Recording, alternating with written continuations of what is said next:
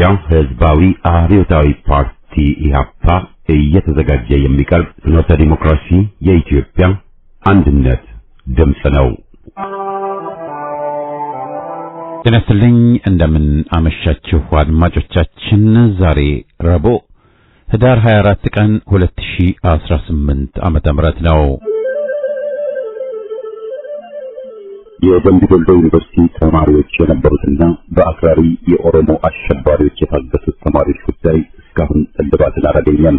ብዙዎቹ ልጃገረዶች የሆኑት እነዚህ የአማራ ወጣቶች ከታገቱ ረቡዕ ህዳር 24 ቀን 2158 ቀናት አለፋቸው። የወጣቶቹ ሰቆቃ ያብቃ እንበል። እስከ መቼ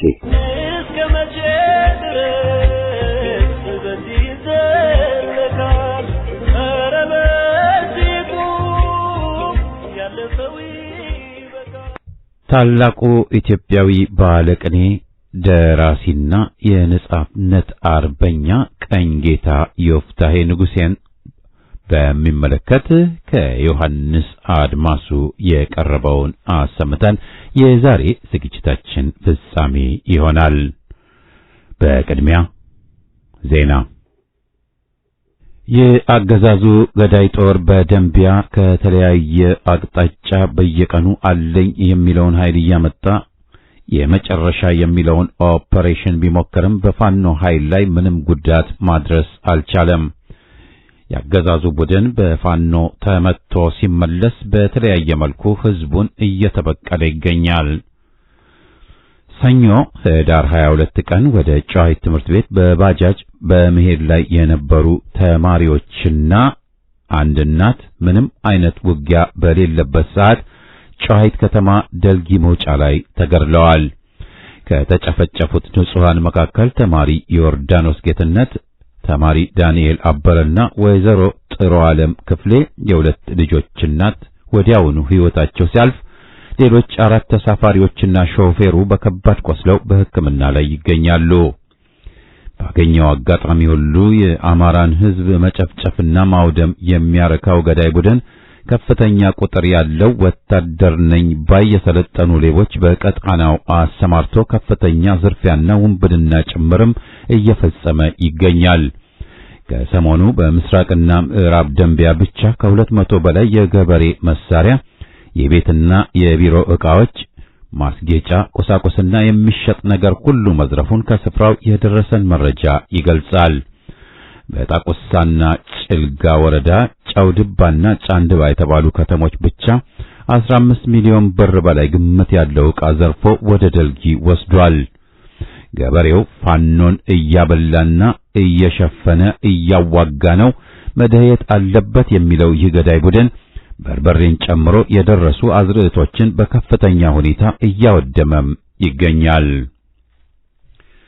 የኢትዮጵያ ብር በሁለት ወር ውስጥ ብቻ 11 በመቶ የመግዛት አቅሙ ተዳክሟል። በታህሳስ ወር ነዳጅ 30 በመቶ፣ የመብራት አገልግሎት 3 እጥፍ ይጨምራል ተብሎ ይገመታል። ነጋዴው ማትረፍህ አይቀርም እየተባለ ግብር አስቀድሞ እየተጣለበት እየተሰበሰበ ነው። አንዳንድ የባንክ ተጠቃሚዎች ካለፈቃዳቸው ከአካውንታቸው ላይ በማያውቋቸው ሰዎች ገንዘብ እየተዘረፉ መሆኑን ተናገሩ። ባንኮች ብዙም ሊረዱ አይችሉም፣ ፖሊስም አይመለከተንም ይላል። የተጠርጣሪውን የባንክ አካውንት ለማዘጋት ፍርድ ቤት ቢኬድ ደግሞ በአዲሱ አሰራር መሰረት የገንዘቡን መጠን 9 በመቶ መከፈል ስላለበት ብዙዎች ተዘርፈው በዝምታ እንደሚቀመጡ ተገልጿል። ዞብል አምባ ክፍለ ጦር 4ኛ ሻለቃ ራያ ቆቦ ተኩለሽ ዙሪያ ያለውን የፋሽስቱን ሰራዊት አንዱን ምሽግ ሙሉ በሙሉ በመደምሰስ ታላቅ ድል ተጎናጸፈ። ዞብል አምባ ክፍለ ጦር 4ኛ ሻለቃ በዛሬው ዕለት ራያ ቆቦ ተኩለሽ ዙሪያ ካሉት የፋሽስቱ ሰራዊት ምሽጎች አንዱ ላይ በሬ አርዶ ከሚበላበት ተስበው በመግባት ምሽጉን ሙሉ በሙሉ በመስበርና በርካታ ኃይልን በመደምሰስ ብሎም በማቁሰል ታላቅ ድልን ተጎናጽፈዋል። የጠላት ኃይል ምንም አይነት ዋርድያ ባላስቀመጠበትና በሌለበት ሁኔታ ምሽጉ ላይ በሬ አርዶ በሚበላበት ቀን 10 ሰዓት ተስበው በመግባት እስከ ምሽት 12 ሰዓት ድረስ ሲደመስሱ አምሽተው ታላቅ ጀብድን ፈጽመዋል። ከዘመቻ አርበኛ አደማሊ ማግስት ፋሽስቱ አገዛዝ ቤተ አማራ ከነበሩት እዞች በተጨማሪ 2 እዝ በማስገባት ወረራ ቢያደርግም ምኒልክ እዝ ጥላት ወደሚመታበት ወረዳ በማስገባት ወደ ደፈጣ ውጊያ በመግባት የተፍጨረጨረ ቢሆንም ሳይሳካለት ድል ሳይቀነው ሙሉ በሙሉ ተደምሶ ምሽጉን ለቆ ሸሽቷል። በቴዎድሮስ እዝ በርካታ ድሎች ተመዘገቡ። 88ኛ ክፍለ ጦር በጠላት ላይ የተሳካ ኦፕሬሽን አካሂዷል።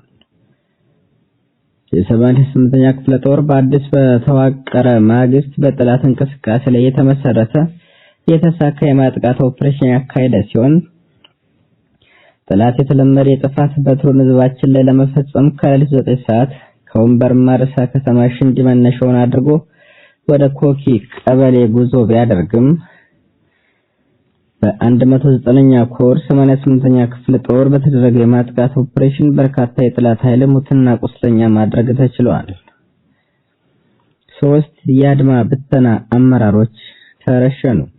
ብልጽግና የራሱን ጦር መረሸን የጀመረ ሲሆን የምዕራብ አማራ ቀጠና ቴዎድሮስ እዝ 201ኛ ኮር 74ኛ ክፍለ ጦር ዳር 21 ቀን በመርጦ ለማርያም ዙሪያ በተካሄደው አውደ ውጊያ ከፍተኛ ጉዳት ያስተናገደ የብልጽግና ቅጥረኛ ሰራዊት በወቅቱ ውጊያውን ከትዕዛዝ ውጭ መርታቸዋል በሚል 3 አድማ ብተና አመራሮችን ረሽኗል። ከዚህ በተጨማሪም በወቅቱ ውጊያ ላይ ከተደመሰሱት አንድ ቲም አድማ ብተናና ሚሊሻ በተጨማሪ በጠና ቆስሎ የነበረው 50 አለቃ ይርሰው የአድማ ብተና አዛዥ ተጨርሶ የቀብር ስነ ስርዓቱ የተፈጸመ ሲሆን ይህንን ከፍተኛ በትራቸውን ያሳረፉት እርስ በርስ መሆኑም ተመዝግቧል። የሚኒሊክ እዝ አሃዶች በጥምረት ዳውንትና ፀሐይ መውጫ ላይ ታላቅ ድል ተጎናጸፉ። የሚኒሊክ እዝ አሃዶች በጥምረት ዳውንትና ፀሐይ መውጫ ላይ በዛሬው ዕለት ከፋሽስቱ የብልጽግና አገዛዝ ዙፋን ጠባቂ ኃይል ጋር በመፋለም ታላቅ ድል አስመዝግበዋል። ጠላት ዳውንትና ፀሐይ መውጫ ከተማን ለመቆጣጠር ከኮንና ጋሸና 1 ክፍለ ጦር ዙ 23 ጨምሮ እንዲሁም ከወገል ጤና 1 ክፍለ ጦር ዙ 23 ጋር ወደ ዳውንትና ፀሐይ መውጫ ማጥቃት ያደረገ ሲሆን ከምስራቅ አማራ ኮር 2 ዞብላምባ ክፍለ ጦርና ከደጋው መብረቅ ኮር ከጥናት መከትና ሰንጥቅ ክፍለ ጦር የተወጣጡ ሻለቃዎች እንዲሁም ሌሎች በመደራጀት ላይ ያሉ አሃዶች በጥምረት የጠላት ሰራዊት ለጊዜውን በስም ያልታወቁ አመራሮችን ጨምሮ በመደምሰስና በማቁሰል ከባድ ሰብአዊና ቁሳዊ ኪሳራ በማድረስ ቀጠናውን ከተሞቹን በማስከበር ታላቅ ድል ተጎናጽፈዋል። በዚህ በድንቅ መናበብ በተመዘገበ ታላቅ ፍልሚያ ድል የጠላት ሰራዊት በሁሉም አቅጣጫ የተመታ ሲሆን አስከሬንና ቁስለኛውንም እያነሳ ወደ መጣበት አቅጣጫ ሸሽቷል። በተጋድሎ በመደራጀት ላይ ያለ የልዩ ዘመቻ አሃድም የተሳተፈ ሲሆን ከለያ ሶኮር 23ኛ ክፍለ ጦር አንድ ጓድ በውጊያ መሃል ደፈጣ ጥቃት በመፈጸም ታላቅ ጀብድም ሰርቷል። በዚህ ታላቅ ተጋድሎ ከባድ ምት የተመታው ያገዛዙ ከፍተኛ ድንጋጤ ውስጥ የገባ ሲሆን ድላንታና የወገል ጤና የብልጽግና ካድሬዎች አመራሮች ተከበናል ወላም የለንም እያሉ ወደ ደሴ ከተማ መሸሽ ጀምረዋልም ተብሏል። ውጊያው አሁንም ሌሎች አሃዶች ተጨምረውበት ተጠናክሮ የቀጠለ ሲሆን ዝርዝር መረጃውን እንመለስበታለን። ሻሽጣዋ ፍልታ የምትተዳደረው እናት የደም እንባ ነባች። አሳዛኟ በመከላከያ የተደፈረችው እናት በሰከላ ወረዳ ጎንድል ከተማ ላይ ሻሽጣዋ ፍልታ የምትተዳደረው ሲሆን ከሊጥ እስከ ዱቄት ከአስቤዛ እስከ ብርጭቆ በመከላከያ ተዘርፋ የደም እንባ ታነባለች። እንዲህም እውነት ወታደርነት፣ ሀገር ጠባቂነት የደሃ እናቶችን ደካማ በር በሰይፍ ሰርድሞ ቤት ያፈራረው አውድሞ ሊጥ ደፍቶ ዱቄት ሰርቆ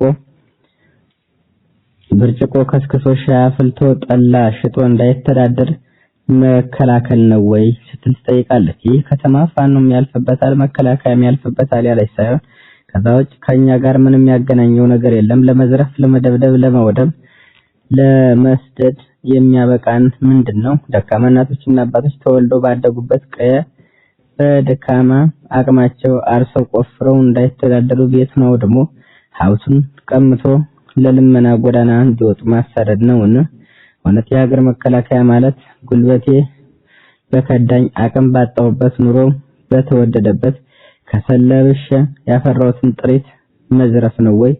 ምን አለበት ጥላቴ ያለውን አካል ለይቶ ቢገጥም እኛ ደካሞች ነን ወይ የበቀል መውጫም የምንሆነው? ጥላት የሚለው አካልስ የመሳሪያ ባሩድ ከሚደርስበት አፍንጫው ስር ተቀምጦለት እያለ ለምን ሄዶ አይገጥምም? ይሄ ነው ወንድነት፣ ይሄ ነው ወይ ጀግንነት? የመከላከያ መገለጫ ሲነውን እያለች ታነባለች። እኔ እኮ የተከፈተ ጉሮሮዬን ዘግቼ ስለማድር ምንጨነቅ እንጂ ስለ ፖለቲካ ምን ተፈጠረ አይደለም። በእውነቱ ባካችሁ ቀምሼ ልሼ ማድረው የምትዳድርበት ምንም የሌለኝ ደሃ ነኝና የወሰዳችሁትን ዕቃና ዱቄት 30 ሺህ ብር የጨረስኩበትን እህል መልሱልኝ ስትል ወደ አንድ ባንዳ ሚሊሻ ደውላ መማጸኗንም መረጃው ደርሶናል። ለተከታታይ 6 ወራት ሲሰለጥኑ የነበሩ የ64ኛ ክፍለ ጦር እግረኛ ሰራዊት በሸበል በረንታ በደማቅ ሁኔታ ተመረቁ። በቴዎድሮስ እዝ 201ኛ ኮር ስር የሚገኙ 64ኛ ክፍለ ጦር የእግረኛ ሰራዊትን ለማስመረቅ በክብር የተገኙት የ64ኛ ክፍለ ጦር አመራሮች፣ የሻለቃ አመራሮችና አባላት፣ የሃይማኖት አባቶች፣ የሀገር ሽማግሌዎች እንዲሁም የአካባቢ ማህበረሰብ በተገኙበት በሸበል በረንታ ወረዳ በደማቅ ሁኔታ ተከብሯል። በምረቃ ፕሮግራሙ የተገኙ የክብር እንግዶች፣ ክብርና ክብራን እንዲሁም ተመራቂ የፋኖ አባላት እኛ እናንተ እንዲህ የምንሰባሰበው የምንደራጀው የምንሰለጥነው ለሁላችንም የጋራ ጉዳይ በቤታችን ስላለን ነው በማለት የፋኖ አመራሮች በወቅቱ ተገኝተው መልእክት አስተላልፈዋል። ሀገር መስራቹ ፊደል ቀራጩ የራሱ እምነት የራሱ ባህልና የሴት እሴት የራሱ ያለው ለበርካታ ዘመናት የኢትዮጵያን ዳር ድንበር አስከብሮ የቆየ በአራቱም ማዕዘን ደሙን አፍሶ አጥንቱን ከስክሶ የታላቁ አማራ ሕዝብ ዛሬ ላይ በገዛ ሀገሩ በገዛ እርሱ ባይተዋር ሆኖ በጅምላ ይገደላል፣ በጅምላ ይሰደዳል፣ በጅምላ ይፈናቀላል። ሀብት ንብረቱን በወራሮች የተወረሰ ሲሆን ኢትዮጵያን ያሻግራል፣ ሀገር ይመራል። በህዝብ ተወዳጅ የሆነው የነበሩ የአማራ ምሁራን በጅምላ በጨለማ ስር ይገኛሉ። ስለዚህ ነፃነታችንን በእጃችን ለማስመለስ በየቀኑ እንታጠቃለን፣ እንሰለጥናለን፣ ኦፕሬሽን እንሰራለን፣ ሀገር እንቆጣጠራለን ብለዋል። በሸበል በረንታና በእነማ ምድር ጀግኖች አባቶቻችን ደማቸውን አፍስሰው አጥንታቸውን ከስክሰው ሀገራችንን ቀይ ግዛት ከባርነት ነፃ አድርገው ለትውልድ ያስረከቡበት የአርበኞች መሰባሰቢያ ከሆኑት ውስጥ ይህ አካባቢ አንዱ ነው።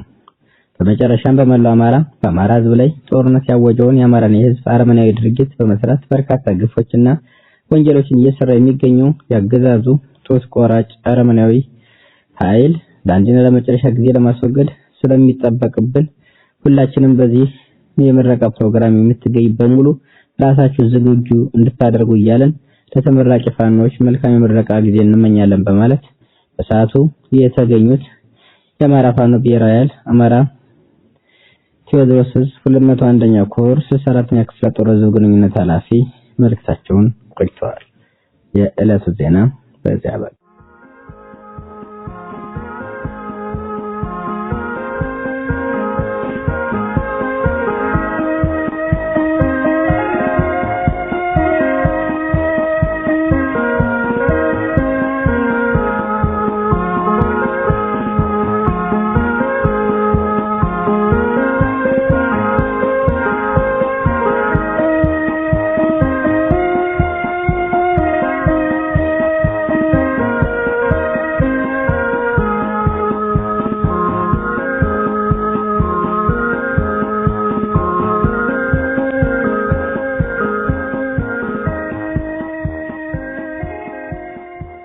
ቀኝጌታ ዮፍታሔ ንጉሴ ከዮሐንስ አድማሱ።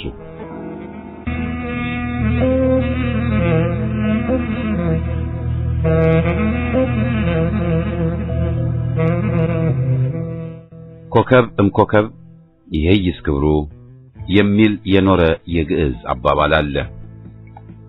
አንዱ ኮከብ በብርሃኑ በግዘፉ በጠቅላላ ተፈጥሮ ከሌላው ኮከብ ይበልጣል። እኔን የሚያስገርመኝ ይሄ አይደለም።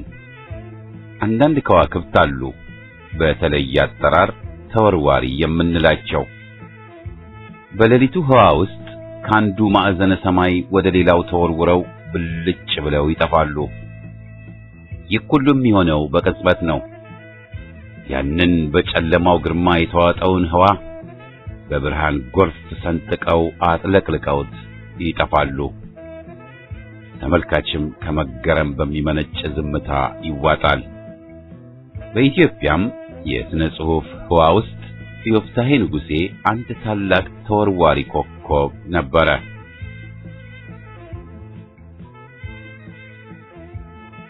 ብሩህ ነጸብራቁ ውበቱና ድምፁ አንድነት ተሰምተው አንድነት ቢበርቁ የሚያውቅለት ጠፍቶ ምስጢሩን አካቶ ተወርዋሪ ኮከብ በራሱ ነበልባል በራሱ ነዲድ ተቃጥሎ የጠፋ ተወርዋሪ ኮከብ በምናየው ሰማይ ነበረ በይፋ። አዎን ነበረ። በዚያ ቅጽበት በሆነው የጽሑፉ ዘመን ዮፍታሔ የኢትዮጵያን የሥነ ጽሑፍ ህዋ በቅኔ በግጥም በመዝሙርና ተውኔት የብርሃን ጎርፍ ሰንጥቆ አጥለቅልቆት ጠፍቷል። ዛሬ የሚያሳዝነው የዚህ ተወርዋሪ ኮከብ ተጽዕኖ በዘመናችን መጥፋቱ ነው። ስለ ዮፍታሔ ንጉሴ በሕፃንነቴ እናት አባቴ ሲያወጉ ሲወያዩ አንዳንዴም ሲከራከሩ ሰማ ነበር።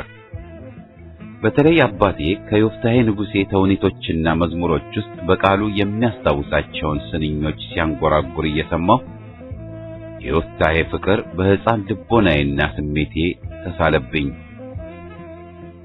ያኔ ከሰማኋቸው ትዝ የሚሉኝ አንተ ባላጎዛ ጎራዴ ግዛ እና ወላድ ኢትዮጵያ ለልጆቿ ብላ እጅግ ሳይጠሩባት ሳይዘሯት አብቅላ የተባሉት መዝሙሮች ናቸው።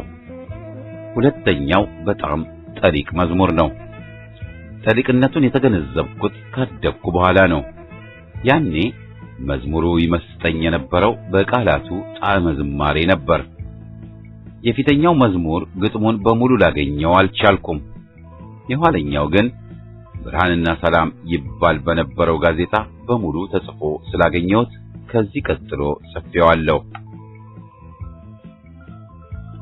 ወላድ ኢትዮጵያ ለልጆቿ ብላ እጅግ ሳይጥሩባት ሳይዘሯት አብቅላ ስንዴውን ጠብቃ እንክርዳዱን ነቅላ ስትመግበን አየን በፀሐይ አብስላ። ምሳሌ ዘር አገራችን ንጹህ ዝናብ መንግስታችን በመልካሙ ዘር ላይ እንክርዳድ ሲዘራ ታሳድገውና ከእንክርዳዱ ጋራ ገለባ ሲቃጠል ገበሬ ሲያበራ ታቃጥለዋለች እንክርዳዱን አብራ።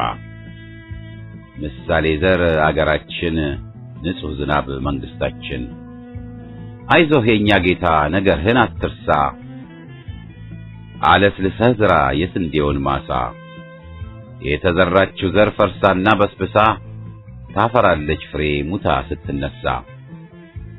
ምሳሌ ዘር አገራችን ንጹህ ዝናብ መንግስታችን በጊዜው የዘራ መልካም ዘር አትርፎ ከገበሮች ጋራ ማታ ከጥላ አርፎ በቸርነት ታጥቆ በቅን ተሰልፎ ደግሞ ዘሩን ዘራ መከር አሳልፎ። ምሳሌ ዘር አገራችን ንጹህ ዝናብ መንግስታችን። ኋላም ትምህርት ቤት ከገባው በኋላ በተለይ ሁለተኛ ደረጃ በነበርኩበት ጊዜ በብላታ መርሴ ያዘን ሰዋስው ውስጥ የዮፍታሔ ቅኔዎች ግጥሞችና መዝሙሮች አልፎ አልፎ ተጠቅሰው በማግኘቴ በቃሌ አጥንቼ እንደ ዳዊት እደግማቸው ነበር። መጀመሪያ ምናቤን የመታው ስሜቴን የነካው የዮፍታሔ የቋንቋው ኃይልና ውበት ነበር። ኋላም ስለ ቅኔም ሆነ ስለ ግጥም አንዳንድ ነገር ከገረጫጨፍኩ በኋላ ያን መጀመሪያ ምናቤን የመታውን ስሜቴን የነካውን የዮፍታሔን የቋንቋ ውበት መመርመር ጀመርኩ። የዮፍታሔ ስንኞች መቀነባበር፣ የዘይቤው ወይንም የስለምኑ መተባበርና መዋሃድ፣ በስተቀኔውም በኩል የሰምና ወርቁ፣ የውስጠ ወይራው፣ የሰም ለበሱ፣ የህብሩና የምርምሩ አካሄድ እስከዛሬ ከተነሱት ገጣሚዎች ሁሉ ዮፍታሔን የተለየ ያደርጉታል። የዮፍታሔ ርቀቱ በኪነት ስራው ሁሉ ከሀብተ ትንቢት ጋር የተሳላው የዘይቤው ወይንም የስለምን ስልቱ ልዝብ በመሆኑ አይኮስልም ወይም ሌላ ሊቀዳው አይችልም። ወጥነቱ የተመሰረተው በዚህ ላይ ነው። ንጹህ የኪነት ወጥነት ነው። የዮፍታሔ ስንኞች ተተንትነው ውበታቸው አይረክስም፣ ለጋነታቸው አይጠፋም። ከቶም በተተነተኑ ቁጥር ውበታቸው የበለጠ ያማልላል፣ ይማርካል። ምስጢራቸው አይከፈልም። በተተነተኑ ቁጥር የሚጎላው ጥቡዕ የነበረው የምስጢር አንድነታቸው ነው። የምስጢር አንድነታቸው ከቶ አይፋለስም። በተመረመሩ ቁጥር ውበታቸው ይበልጥ እየረቀቀ ምስጢራቸው ይበልጥ እየጠለቀ ነው የሚሄደው። ከዓመት እስከ ዓመት ልምላሜ፣ አበባ፣ ፍሬ እንደማይለያቸው እጽዋት ናቸው። ስንኞቹ ሁሉ በተውኔቶቹም ሆነ በመዝሙሮቹ የተለየ የግላቸው የሆነ ጣዕመ ዝማሬ አላቸው። በውስጣቸው ቀለም፣ ድምፅ፣ መዓዛ፣ ጣዕም፣ አካላዊ ህላዌ ተባብረው ይገኛሉ።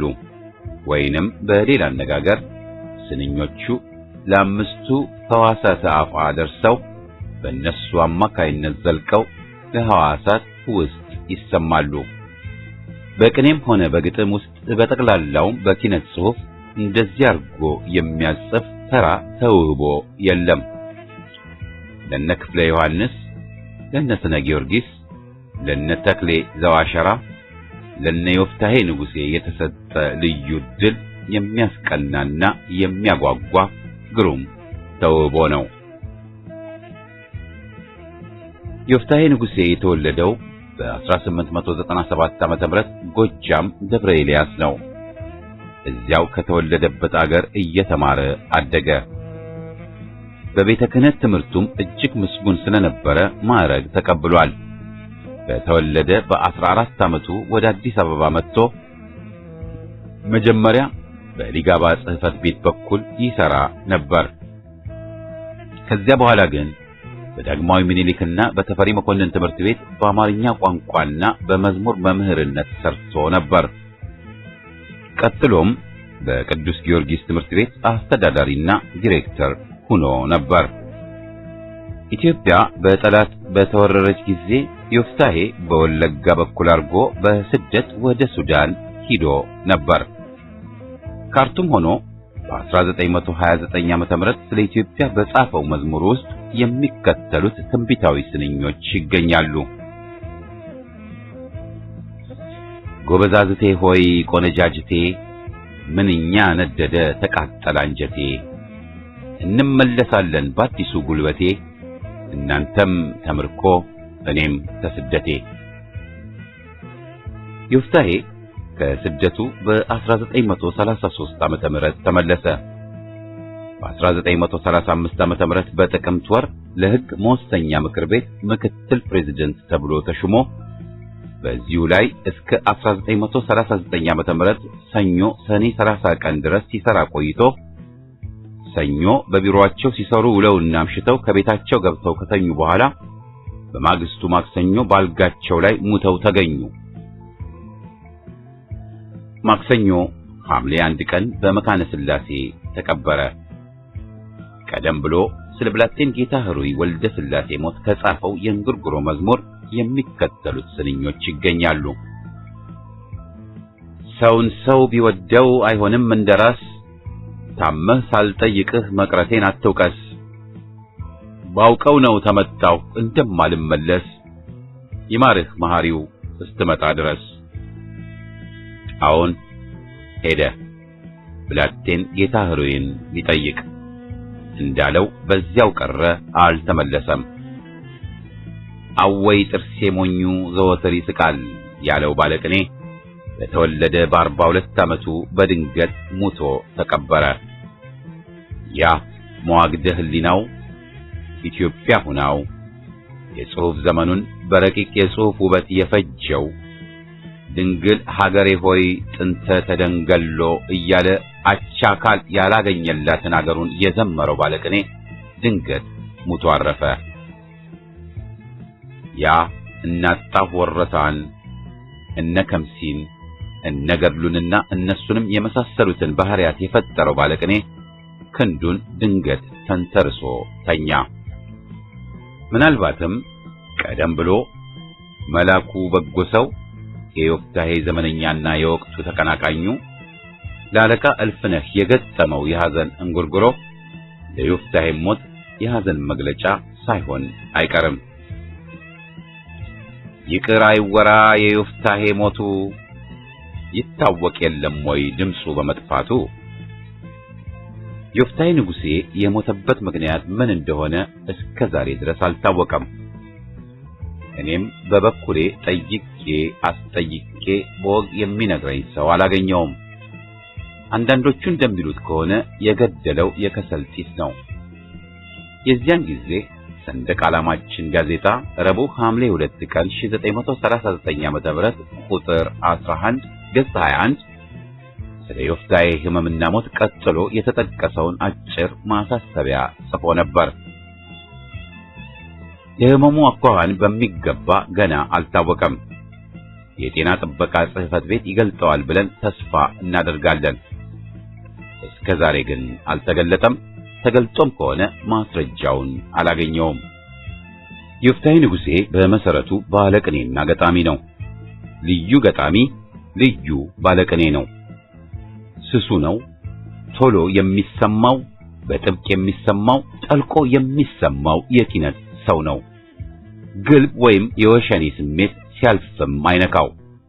ግጥሙ ወይም ቅኔው ገና በእንግርቡ ስሜት ይነዝራል። አፋጀሽኝ ከተባለችው ተውኔት ውስጥ የሚከተሉት ስንኞች ከአፍላ ወደ አፍላ እየተሸጋገሩ የመጨረሻው የናፍቆት ስንኝ ላይ ይደርሳሉ፣ አፍላቸው ሳይቀንስ። አይኔን ሰው አማረው፣ አይኔን ሰው አማረው፣ የሰው ያለህ የሰው አያብር አለንጋው የሌጊዮን መሪ፣ ልጅ እስከ ማዕዜኑ የአስማንዲዮስ መሪ፣ አያደሙ በኔ የሳጥናኤል መሪ፣ የቀበሮ እንግዳ በቤቱ አሳዳሪ፣ ተበግ ተቀበሮ ቀበሮን አክባሪ፣ ቀበሮን ወደ ቤት በግን ገደል መሪ፣ የበግ ለምድ ለብሶ በጎች አባራሪ፣ በቀበሮ አዋጅ አገሩን ወራሪ፣ በለሰለሰ እርሻ አሜከላ ዘሪ፣ እጅግ ተጠንቅቆ አባቱን አፍቃሪ፣ አባቱን አፍቅሮ እናት አቃጣሪ፣ እናቱን አቃጥሮ አባት አሳሳሪ፣ አባት አሳስሮ በእናቱ መካሪ፣ በእናቱ ላይ መክሮ አዋጅ አስነጋሪ፣ በግራ የቆመው ሲመለስ ወደ ቀኝ፣ እኔም በእናታችሁ ጎዳናው ሳይርቀኝ፣ በዚያ ጊዜ እናንተን የሚያይ ሰው ናፈቀኝ። ከዚህ በላይ የተጠቀሱት ስንኞች ከተራ ወይም ከግልብ ስሜት ሊመነጩ የሚችሉ አይደሉም። በጣም ከሚጨነቅ ስለሚፈጽመው ነገር በጽኑ መዋግድ ከተያዘ ከተወጠረ ስሜት እንጂ። የዮፍታሔ ጽሑፍ አንዱ መለየው ሁለት ተጻራሪ ኃይል ወይም ሁለት ወይንም ስሜት ማቀናጀት ነው። ይህ ለኪነት ጽሑፍ አይነተኛ ከሆኑት ዘዴዎች አንዱ ነው። ይህም ማለት አንዱን ስሜት በሌላ በተመሳሳዩ ወይንም በተጻራሪው ስሜት ማጉላት ወይንም እንዲጠነክር ማድረግ ማለት ነው። ለአንባቢው ወይንም ለጸሐፊው ርቱዕ የሆነ ስሜት ከሌላ ጋር በመቀናጀቱ ርቱዕ ወይንም ቀጥተኛ ይሆናል። ዮፍታሔም ሐዘንን ከደስታ፣ ሳቅን ከለቅሶ ወዘተ እያጣመደ እያቀናጀ ጥንድ ጥንድ አድርጎ ያቀርብልናል። የዮፍታሔ አንዱ የታላቅነቱ ምስጢር ከዚህ ውስጥ ህቡዕ ሆኖ ይገኛል። ላብነት የሚከተሉትን ስንኞች ይመለከቷል። አወይ የኔ ነገር እንዲያው ተለባብሶ፣ መስቀል ተሰላጢን ዘፈንና ልቅሶ። ዮፍታሔ ወደ ቅኔና ወደ ግጥም የገባው የቅኔና የዜማ ትምህርት ቤት በነበረበት ጊዜ ነው። በቅኔና በዜማም ጥበብ የታሸው እዚያው ሳለ ነው። ወደ ቲያትር ዓለም ግን መቼና በምን ምክንያት እንደገባ እርግጡን ለማወቅ ለጊዜው አልቻልኩም። ይሁን እንጂ ወደዚህ ስራው ያስገባው አንዱ ምክንያት አዲስ አበባ ከመጣ በኋላ ለአማርኛ መምህርነት መመልመሉ ይመስለኛል። በዚያ ጊዜ በብዛት ተውኔት የሚጽፉና የሚያሳዩ መምህራንና ተማሪዎች ነበሩ። የሚያሳዩትም ብዙውን ጊዜ በየትምህርት ቤቱና በዘመኑ በነበሩት ሆቴሎች ውስጥ ነበረ። ለዮፍታሔ ወደ ቲያትር ዓለም መግባት ሁለተኛ ምክንያት የሆነው የጊዜው ሁኔታ ይመስለኛል። በ1900 እና በ1928 ዓመተ ምህረት መካከል ኢትዮጵያ ብዙ ተፈትናለች። ደራሲያኑም የሕዝቡን ስሜት ለመንካትና ልቡናውን ለማንቃት ለማነቃቃትም ምናልባት ዋና መንገድ የሆናቸው የዘመኑ መድረክ ሳይሆን አልቀረም። ዘመኑ የጥድፊያ ዘመን ነበር። ዘመኑ የሀገር ፍቅር የገነነበት ዘመን ነበር። ዘመኑ ኢትዮጵያ በብዙ ፈተና የተፈተነችበት ዘመን ነበር። እንደ ዮፍታሔ ያሉትም የኪነት ሰዎች ስለ ሀገራቸው በጽኑ መዋግደ ሕሊና የተጠመዱበት ዘመን ነበር። ለሐሳባቸው፣ ለስሜታቸው፣ ለጭንቀታቸው መክፈያ የሆናቸው የተውኔት ጽሑፍና የመድረክ ዓለም ነበር። ይህ ሁሉ ተዳምሮ ይሆናል የቲያትር ሥራ በዚያ ዘመን ከታላቅ ከፍታ እንዲደርስ የረዳው። የቲያትር ሥራ በጣም የተወደደ የተከበረና የታፈረ ጥበብ ነበር። ለብዙ ሙያም ውሏል። ዮፍታሔንም ወደ ቲያትር ዓለም ከገፋፉት ምክንያቶች ከፍ ብለው የተጠቀሱት ጥቂቶቹ ሳይሆኑ አይቀሩም። ያም ሆነ ይህ ዮፍታሔ በተውኔት ድርሰትም ሆነ በሌላው አትኩሮ የሚመለከተው ወደፊትም ወደ ኋላም ነበር። የሚከተለው ግጥሙ ስለ ኢትዮጵያ የነበረውን ጽኑ መዋግደ ሕሊናና ፍቅር አግዝፎ ያሳያል። የዘመኑንም መንፈስ ሕያው አድርጎ አስቀርቶልናል።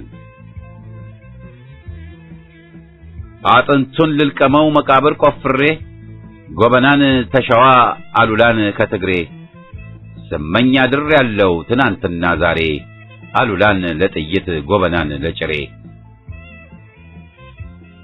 ጎበና ሴት ልጁን ሊያስተምር ፈረስ አሉላ ሴት ልጁን ጥይት ሊያስተኩስ አገሬ ተባብራ ታልረገጠች እርካብ ነገራችን ሁሉ የምቧይካብ የምቧይካብ ትምህርት እንዲሰፋ አገር እንዲጠና አራቱ ጉባኤ ይነሱልንና መኮንን ደረሶ አሉላ ጎበና አገራችን ትማር አሁን እንደገና ጎበና ከፈረስ ጋራ ተነስ እንደገና።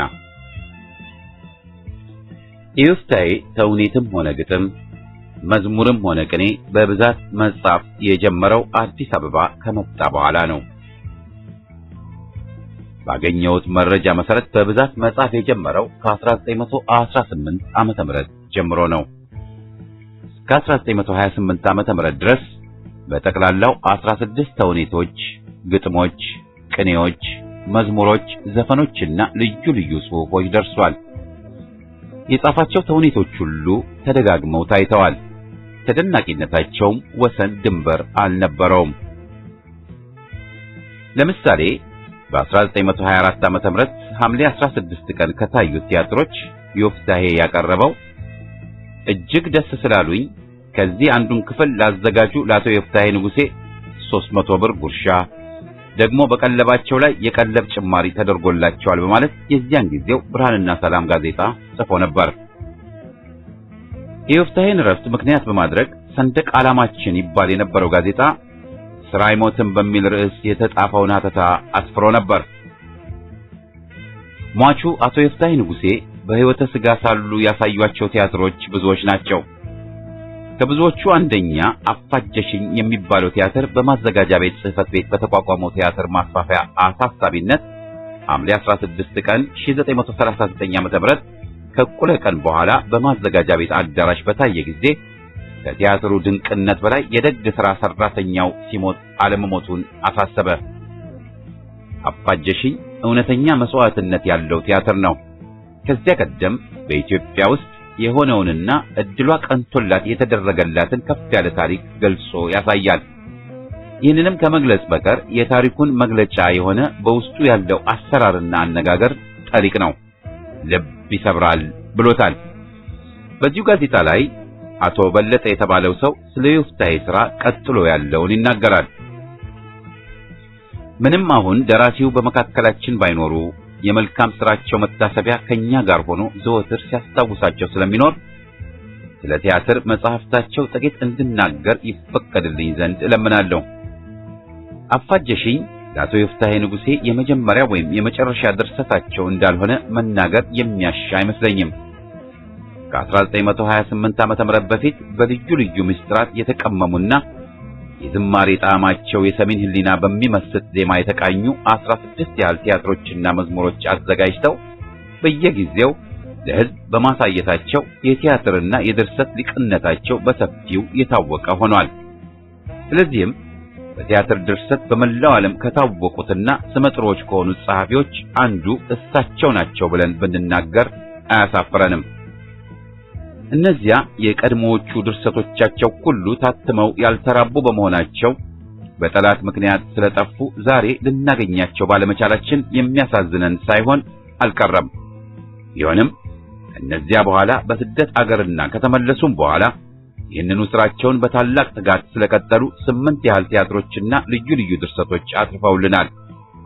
እነዚህም እንደቀደሙት ሁሉ እንዳይባክኑና ተቆነጻጽለው እንዳይጠፉ ክቡር ፊታውራሪ ደምሴ ወልደ ማኑኤል በመልካም ፈቃዳቸው ስላሰባሰቡት እነዚህም ጽሑፎች ተሰባስበው እንዲታተሙና አንድነት ተጠርዘው ሕዝብ እንዲጠቀምባቸውና የደራሲውም ስም ሲታወስ እንዲኖር ስላደረጉ እጅግ ልናመሰግናቸው ይገባል።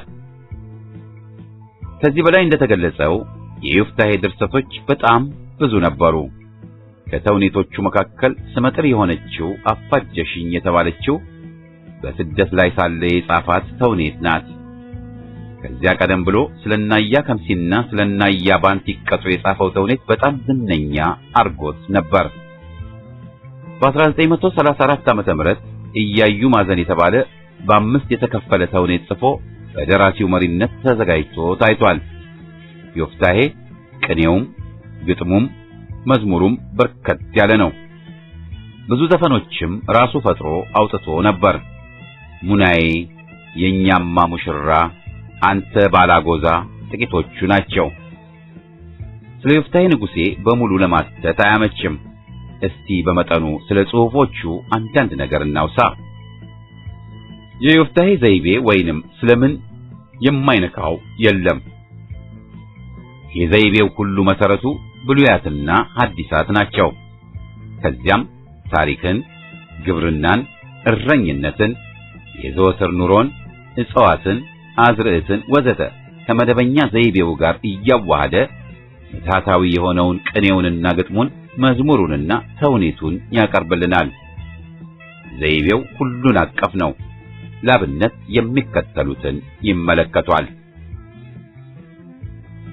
ነበልባል እሳት ከሐመልማል ጋራ ውእየትና እርጥበት ሁለቱም በተራ እሳቱ ሳይጠፋ ሐመልማል አይሎ ሐመልማል እሳቱን ሳያጠፋ ውሎ ከግንብ አስገብቶ በጎቹን ቀላቅሎ ይህንን ድንቃየ ሙሴ ተከታትሎ ዘመን እንዲህ አርጎ ስለምን ሲያስረዳ ሰው እንግዳ አይሆንም ጊዜ ነው እንግዳ ውሃ የባህሪውን ሲመጣ ሊያጠፋ ውሃ ሲመጣ አይቶ እሳት ቢያንቀላፋ አጥፊ እንዳያጠፋ ጠፊም እንዳይጠፋ የመለኮት ግርማ ይህን ተዋህዶ መልካም አርጎ አስማማ። ወይንም አንዲት ላም ነበረች ያንድ ትልቅ ጌታ ተወልድ ነበረ በዓመት መንታ መንታ አላቢ ያለባት ጥጃዋን አክስታ ቢሞትም ጥጃዋ እንቧ ስትል ገብታ ያልባል በመላሾ ጧትና ማታ ከላሞችም አለች ቀይ ያለላ መሳይ መቼ ለጌታዋ ላላቢዋ ሲሳይ እሷን በመላሾ ደግሞ እያባበሉ 3 ጊዜ አልቧታል ልብ አላት እያሉ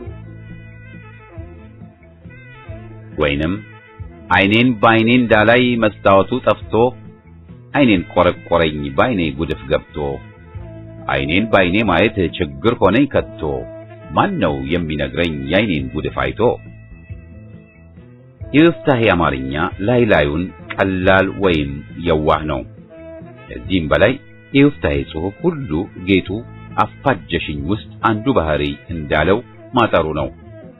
እያንዳንዱ ስንኝ ወይም አረፍተ ነገር ተጨምቆ የወጣለት ዳግም ወይንም አብሰንት አረቄ ነው። ለመረዳት በብዙ ፈርጅ ማስተንተን ያስፈልጋል። የጽሑፉ ውበትም ሆነ ምስጢር በተነበበ በተተነተነ ቁጥር ሕያውነቱ ከፍ ከፍ ይላል፣ ያሽታል፣ ጣዕሙ እያደር ያመረቃል። ምናቡ በጣም ሰፊ ነው። ለምሳሌ ስለናያ ከምሲ እጻፈው ተውኔት ውስጥ ቀጥሎ የተጠቀሱት የማይዘነጉ ስንኞች ይገኛሉ። ጣልጣል አርግባቸው በእናቶ ይግለጡ፣ መፋቀር ይሻላል አትቆራረጡ፣ ጣትህ ረጅም ነው አያባንት ይቀጡ። የከምሲ ጓደኛ አያባንት ይቀጡ፣ ወይ ጠረን አካሌ ሽታው መጣፈጡ።